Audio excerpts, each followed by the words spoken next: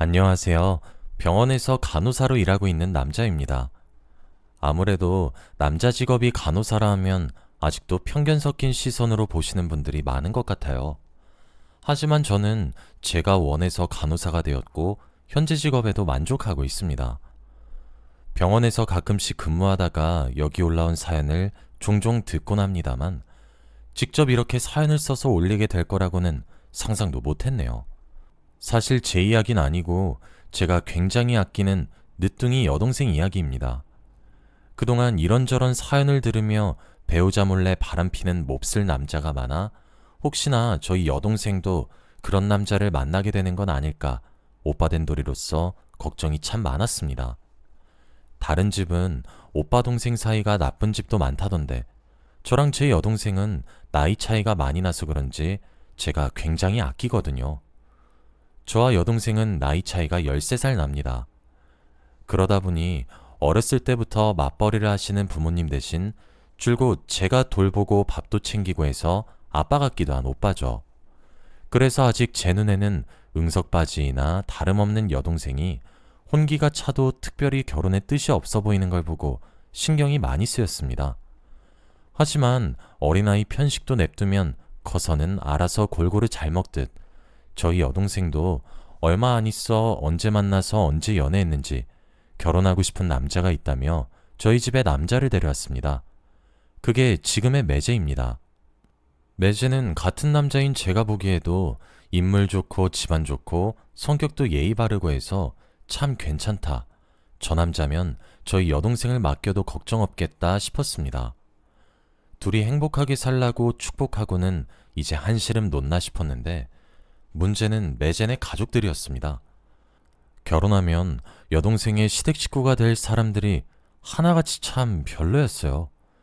상견례 겸 양가 식구들이 한자리에 모여 밥을 먹는데 대놓고 저희 부모님이나 제 직업을 묻질 않나, 연봉을 묻질 않나, 통장에 돈은 많이 모아두셨냐며 돈 없는 소리도 해서 그때 제 표정이 좀 굳어 있었는데 그걸 보고는 그냥 우스갯소리 한 건데 왜 그렇게 정색으로 받아치냐며 말도 함부로 못하겠다며 무섭다고 하는 겁니다. 보다 못한 매제가 뜬금없이 저를 두고 병원에서 일한다고 하면서 말을 잇더군요. 매제 나름대로 분위기를 전환하려고 꺼낸 말인 것 같았습니다. 그러고 보니까 아버지, 요즘 허리 아프다고 하지 않으셨어요? 나중에 병원 갈 일 생기면 형님 계신 병원으로 가면 되겠다. 그치? 하면서 분위기를 풀어보려고 애쓰는 게 눈에 보였죠. 순간 매제의 부모님들이 상견례 자리 중 그나마 제일 흥미있어하는 눈으로 그럼 의사신 거냐고 묻더군요. 제가 의사는 아니고 간호사입니다 하고 말하니 다시 표정을 구기시면서 의사도 아니고 간호사면 뭐 됐어요 하고 혀를 차더군요. 그런 태도를 보고 있자니 자존심이 상하고 화가 났지만 옆에 앉은 여동생을 봐서 끝까지 참았습니다. 그날은 그렇게 불쾌한 기억으로 남아있네요. 뭐 따지고 보면 매제네 집안이 어마어마하게 잘 살기는 합니다. 매제네 아버지는 대기업 임원이시고 어머니는 전직 외교관에 지금은 유명한 아트 갤러리를 소유하고 있다 하더군요. 매제도 자기 아버지 계신 대기업에 입사해서 능력 탓인지 집안 탓인지는 몰라도 직급도 나이에 비해 높은 편입니다. 사돈댁이 평균보다 훨씬 잘 살긴 하지만 그렇다고 저희 집안도 뭐 그렇게 못 사네 마네 하는 그런 수준은 아니에요. 저희 아버지 어머니께서도 배움이 넓지 않다 뿐이지 유명한 식당을 차려서 이미 지역별로 점포가 여럿 있습니다. 어차피 다 먹고 살자고 대학 가는 시대에 학력이 무슨 소용인가요? 돈만 많이 벌면 된 거 아닌가요? 그동안 저나 제 여동생 재벌 2세만 아니다 뿐이지 부족함 없이 풍족하게 자랐고 그런 와중에도 돈이 전부가 아니라는 부모님 가르침을 받고 바르게 컸습니다. 한 번도 부모님이 장사로 돈 버는 걸 부끄럽다 생각한 적은 없습니다. 그런데 매제네 집안은 생각이 조금 다른 것 같더군요. 여동생에게 나중에 듣기로는 배운 것도 없는 장사꾼 집안이랑 어떻게 한 식구가 되냐며 결혼 전부터 말이 많았다 해요. 여동생도 결혼 전부터 심각한 시댁 등살에 매제와의 결혼을 다시 고민했지만 매제가 무릎까지 꿇고 제발 다시 생각해달라며 말려서 결국 둘은 애매한 양가의 분위기 속에서 결혼할 수 있었습니다. 축복하는 분위기라고는 말 못하겠네요. 솔직히 그렇게 웃음기 빠진 결혼식은 제 난생 처음이었습니다. 결혼식 시작 전 양가 식구들이 다 모인 자리에서도 사돈댁은 일가 친척들에게 가서 제 여동생을 두고 아마 세상에서 결혼 제일 잘한 사람일 거야. 신데렐라 뺨치고도 남을걸? 하면서 낄낄대더군요. 뒤에서 듣고 홧김에 이걸 엎어야 하나 말아야 하나 하다가 웨딩드레스 입고 신부 대기실에서 자기 결혼식 기다리고 있을 여동생 체면을 생각해서 그냥 못 들은 척 했습니다. 결혼 비용을 두고 메제네 집안에서 아파트고 뭐고 결혼 진행 비용을 다 대겠다는 걸 제가 극구 반대해서 양가에서 반반씩 부담하는 걸로 했습니다. 만약 메제네 집안에서 전부 부담하면 결혼 후에 여동생이 시부모 눈치 때문에 제 명에 못 살까봐 걱정돼서였죠. 지금도 신데렐라네 뭐네 있는 유세 없는 유세는 다 부리는데 시댁에서 결혼 비용 다 든다는 건 절대 저희 집안의 좋은 일이 아니었습니다. 돈이 얼마가 들던 간에 여동생을 시댁에서 벙어리로 살게 하는 걸 두고 볼 수 없었습니다. 사실 까놓고 말해서 사돈댁이 좀 더 명예 있는 직업군이다 뿐이지 돈으로만 놓고 보면 장사하는 저희 집안 수입이 더 클 겁니다. 그리고 사돈댁에서 자꾸 여동생더러 땡 잡았네 하면서 은근슬쩍 자기 아들 자랑을 하는데 매제랑 저희 여동생 중에 놓고 봐도 여동생 학력이랑 수입이 좀 더 앞서요. 여동생은 저보다도 공부를 잘해서 좋은 대학 갔다가 변호사로 지금 대형 로펌에 소속되어 있거든요. 아직 신참이긴 하지만요. 아무튼 따지고 보면 저희 집이나 여동생이 꿀릴 게 전혀 없는데 자꾸 사돈 쪽에서 그런 식으로 나오니까 인내심에도 한계가 있는지 슬슬 그냥 넘어가기가 힘들어지더군요. 그때까지도 여동생이 시댁에서 그딴 취급받고 평생 살 바에야 언제든 이혼해도 아직 젊고 애도 없어 새 출발하기에도 무리 없다 생각했는데 얼마 안 있어 여동생이 임신 소식을 전하더군요. 아이까지 생긴 마당에 시댁 문제로 이혼할 수는 없고 애당초 여동생은 워낙에 순한 성격이다 보니까 시댁에서 아무리 저희 집을 폄하해도 겉으로나 좀 까칠하시지 속은 따뜻하신 분들일 거야 하고 넘어가는 일이 다반사라 이혼 생각은 눈꼽만큼도 없어 보였습니다. 속 없는 여동생의 태도에 답답한 건 저였죠.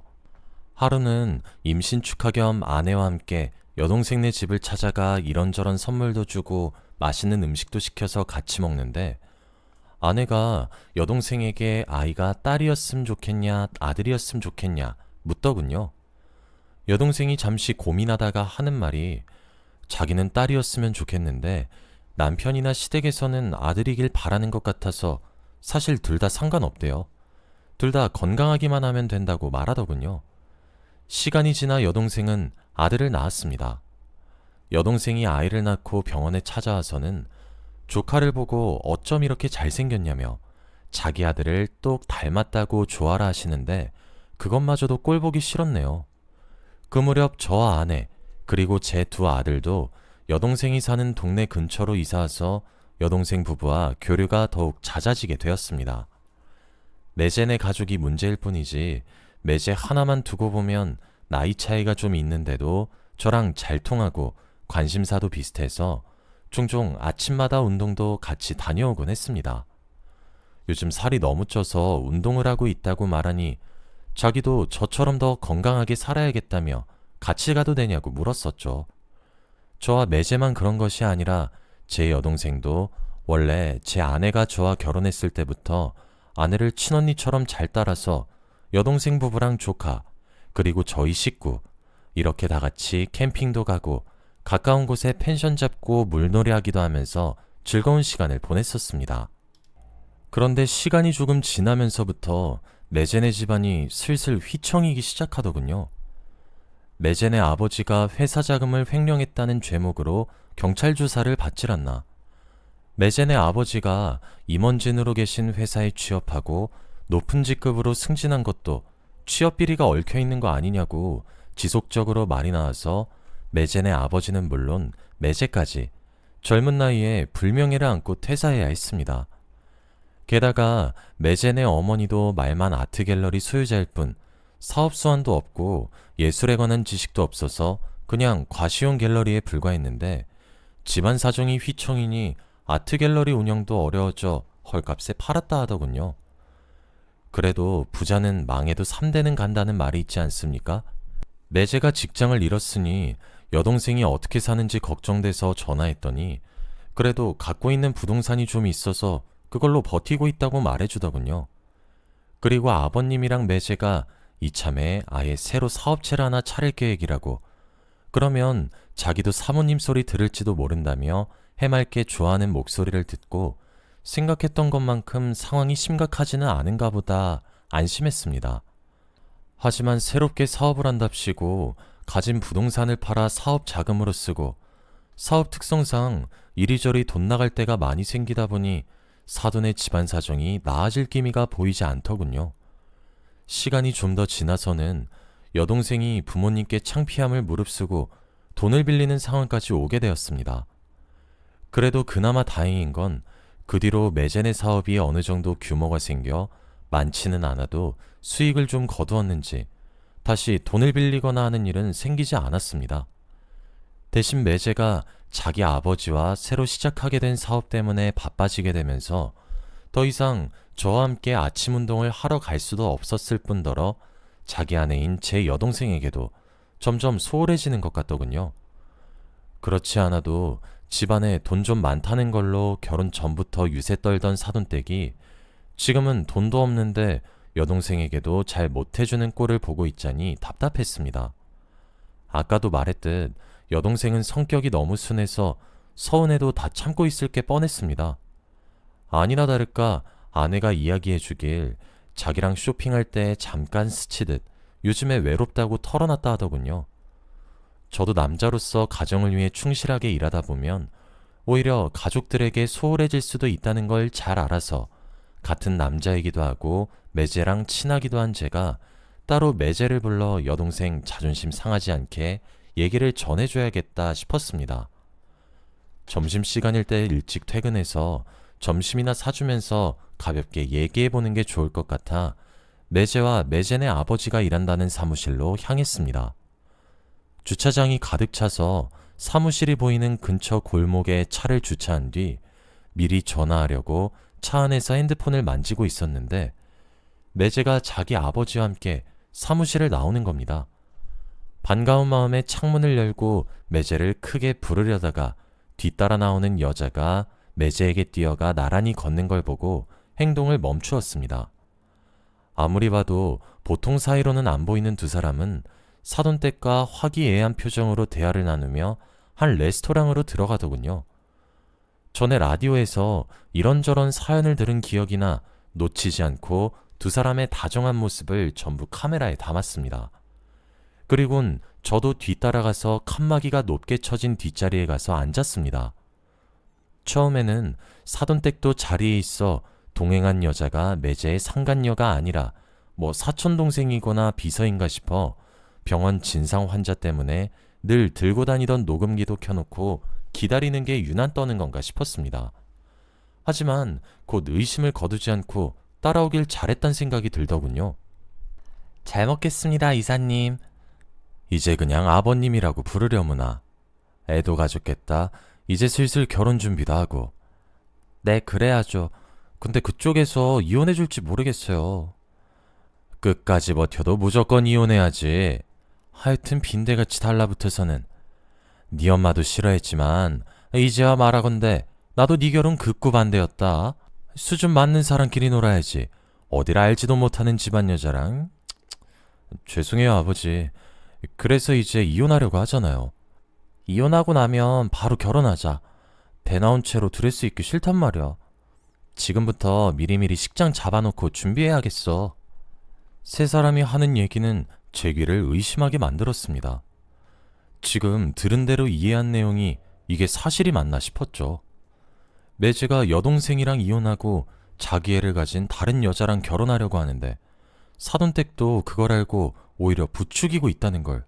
이걸 말하면 세상 어느 사람이 쉽게 믿을 수 있겠어요. 선명하게 녹음된 파일을 들고도 이걸 여동생에게 사실대로 말해야 하나 말아야 하나 한참을 고민했습니다.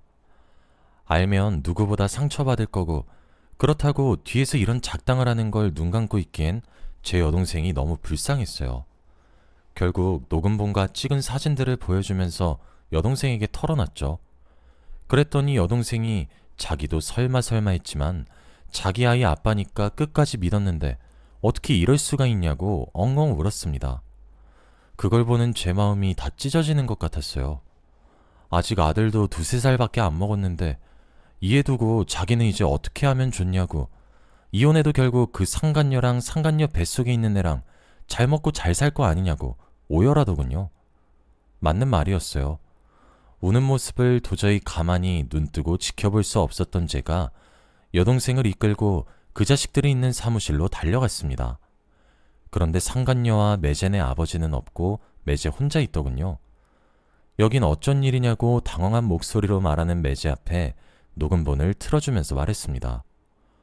무슨 일이긴, 이것 때문에 왔지. 녹음 내용을 전부 들은 매제가 누나를 굴리면서 여동생 앞에 무릎을 꿇더군요. 여보, 다 오해야. 이거 아버지가 시키셔서 그런 거야. 그 여자가 다른 회사 사장 딸인데 그 여자랑 새 살림 차리면 그 여자 아버지가 우리 아버지를 이사 자리에 앉혀주겠다고 해서. 우리 집 사정 많이 안 좋아진 거 당신도 알잖아. 그래서 그랬어. 내가 진짜 사랑하는 건 당신이야. 변명하는 꼴이 가짠더군요. 그래도 여동생은 마음이 약해서 혹시 넘어가면 어떡하나 걱정하던 차였습니다. 여동생이 무릎 꿇은 매제를 발로 까더군요. 순식간의 일이었어요. 바닥에 내동댕이 쳐진 매제가 아까보다 더 놀라서 동그래진 눈으로 여동생을 쳐다보았습니다. 넌 진짜 인간도 아니야. 우리 애 보기 부끄럽지도 않아? 네가 무슨 꽃뱀이야? 다른 여자 꼬셔서 인생 피게? 당신 아버지도 그래.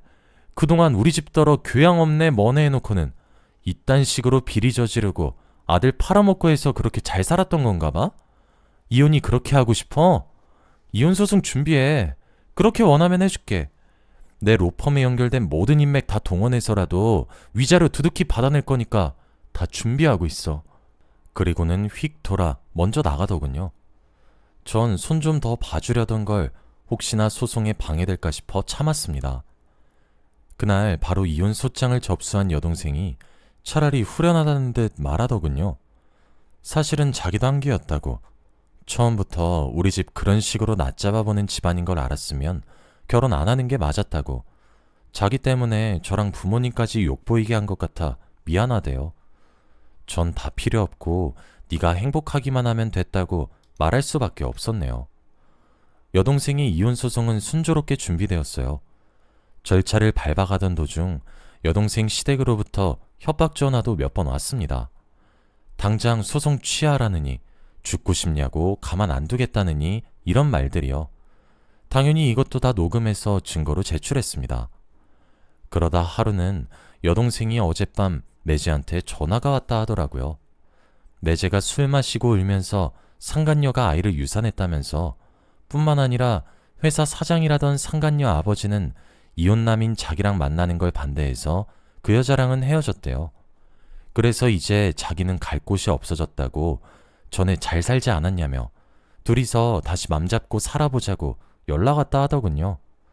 딱 보니 상간녀가 아버지랑 의논도 없이 그냥 이사직에 꽂아주겠다 말만 번지르르하게 해놓고 막상 애까지 임신해 놓으니까 조바심에 빨리 결혼하자고 보챘던 것 같아요. 조강지쳐버리더니 꼴 좋더군요. 재판 결과는 당연히 여동생의 승소였어요. 이제 쥐뿔도 없는 매제가 어떻게 그 어마어마한 양육비며 위자료를 갚아나갈지 궁금하네요. 물론 안 주고 버팅기면 또 그건 그거대로 고소에 들어갈 생각이라고 여동생이 말해주더군요. 자기 소득만으로도 아이 키우는 데는 문제없지만 최소한 자기랑 자기 집이 서론받고 산 거에 대한 보상은 톡톡히 받아내야겠다면서요. 저도 동감했습니다. 그 뒤로는 매제네 본가 집도 팔아서 겨우 위자료를 지불하고 이런저런 불명예스러운 일 때문에 재취업도 못하고 있다, 이런 소리를 전해 듣긴 했는데 이제는 아예 소식을 모르겠습니다. 뭐 죽었는지 어쨌는지 매달 양육비만 들어오면 그만이죠. 양육비 들어왔다고 여동생이 말하는 거 보면 살아는 있는 모양입니다. 지금 여동생은 아이 기르고 열심히 일하는 데에만 전념하고 있습니다. 아직 젊은 데다 외모도 출중해서 주변에서 들이대는 사람도 몇몇 있는 것 같던데 자기는 아직은 별 생각 없다고 아이가 어느 정도 자라서 그런 걸로 상처 안 받을 나이쯤 되면 그때 생각해 보겠다고 하네요. 여동생의 의견이고 책임감 있는 모습이라 존중하기로 했습니다. 앞으로도 여동생과 조카 둘이서 잘 헤쳐나갈 수 있도록 제가 옆에서 많이 도울 예정입니다. 제 이야기 들어주셔서 감사합니다.